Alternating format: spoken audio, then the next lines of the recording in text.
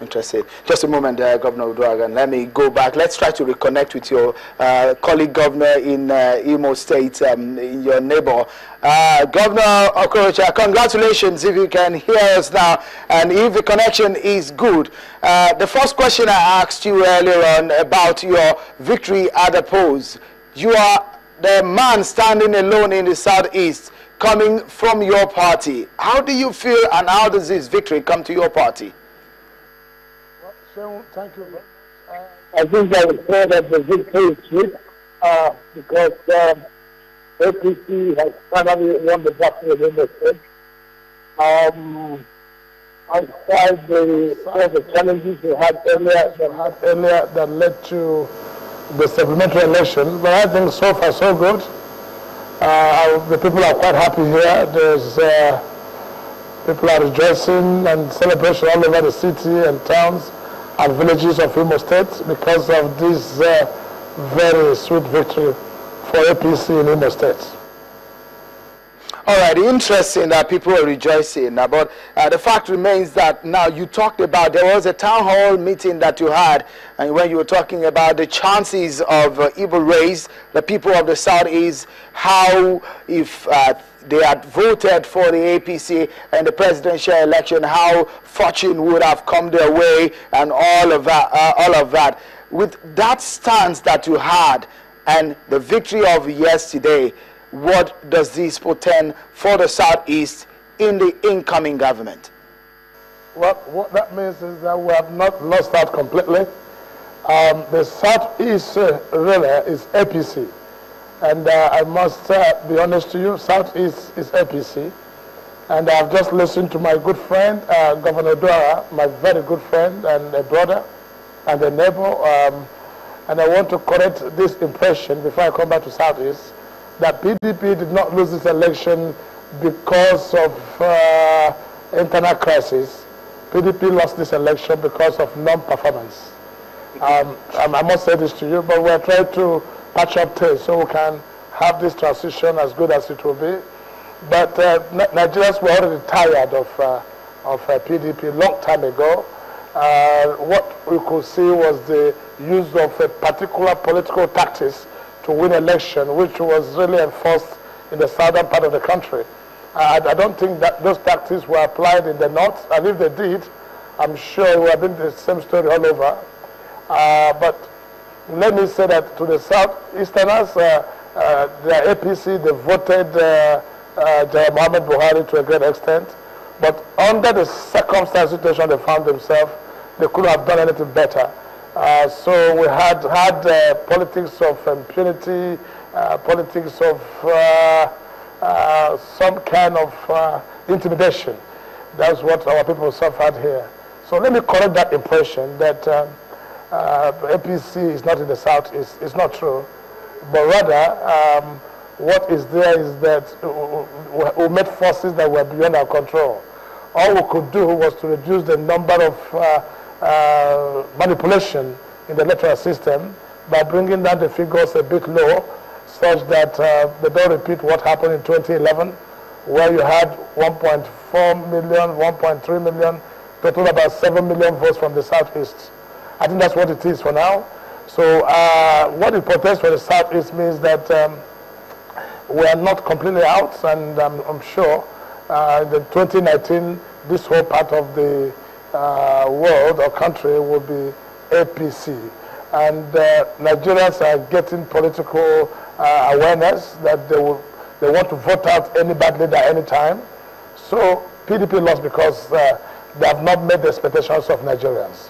One will wonder that the PDP you're talking about here, that was a party you belonged to at some point, and one again will think that a lot of your members, in fact, some governors in your party who left PDP, the central point of your party, they are the core of what we now call the APC. And interestingly, the APC is perhaps one of the youngest parties in the world having the burden of ruling this nation.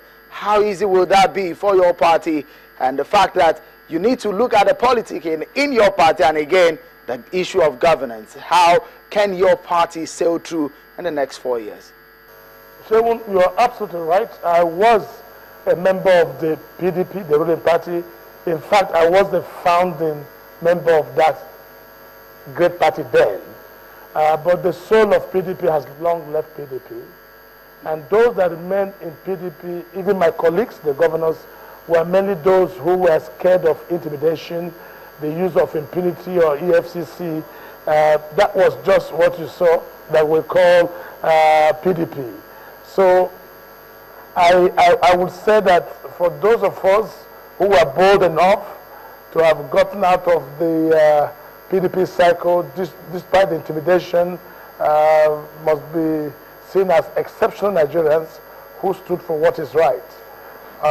But PDP, when I was in PDP, was really People's Democratic Party, where there was a respect to internal democracy and where we had no issues of intimidation and manipulations. But what we're seeing now in the PDP is strange fellows coming together and the whole only one instrument, get it done at all costs and go to court. I think that's the philosophy. That was what we saw, which does not represent the real meaning of democracy, which is government of the people, by the people, and for the people. So, Shehu, let me say to you that PDP will not recover from this illness.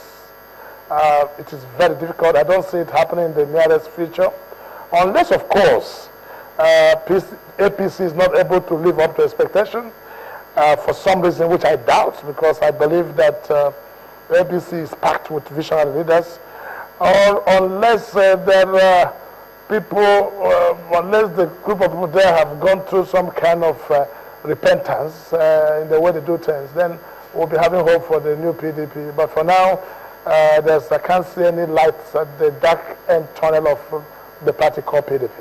All right, just before I allow you go, because of the connection, we'll have loved to talk to you more, but just this last question before I allow you go. Tell me, the burden is very big. A lot of people are looking at General Muhammadu Buhari and his antecedent, of course, and what he can achieve, Nigeria moving forward. What would you say is that emergency, at an urgent attention that must be paid? Which sector of the Nigerian economy do you think General Buhari needs to pay attention to immediately? Well, I think first of all, we need to understand who the man, General Muhammadu Buhari, is, for his antecedent, his track record. And you know, Buhari is simply a no-nonsense man. He's a disciplinarian, he's a man who is focused, and a man who does not take sentiments in place of issues. You can see that since the pronouncement of his victory as president-elect, just mere mention of Buhari's victory, the dollar has crashed and the stock of Nigeria has risen, and there's relative peace to start with. We want to be sure that we do not really have an economic problem in Nigeria, unquote. It is an apparent economic problem which does not reflect any practical realities. Our major problem in this country is corruption. And if we can save Nigeria from this corruption and corrupt tendencies of our political leaders, then the resources we have in our nation will be enough to build the economy of this nation. There's what our corruption has gone beyond the terminology of corruption to what I call primitive accumulation of wealth. That people now take what they don't need in the name of corruption. So first, if Buhari could stop corruption, I think there will be enough resources for the power sector. If Buhari would stop corruption, then free education will be guaranteed at all levels in Nigeria. If Buhari will stop this corruption, then investors in Nigeria will have confidence in the nation called Nigeria. So, Shehu, I think Buhari, so to say, is a charismatic leader that we need at this particular time in our nation's history to stabilize the economy of Nigeria. If you remember the war against indiscipline, and that fear of Buhari then is still on, and people are remembering history, and I think people will behave themselves right now and get things done the proper way. And in all our actions as leaders, we'll begin to think about the people that we govern and not about ourselves and what benefits us. So I don't want to go deep into the economic programs of our party, which Buhari has sworn that he'll follow every bit of it. But I'm talking about the person now, Buhari, because a nation is as good as its leader, and a nation is as good as their president. When you have a president who is charismatic, a president who is respectable, then things will fall in place. I believe that Buhari will come to salvage the situation. All right. Thank you so much, Governor Rochas Okorocha of Imo State, for talking to you, and congratulations, and I wish you the best in another 4 years that you have gotten the mandate from your people. Well,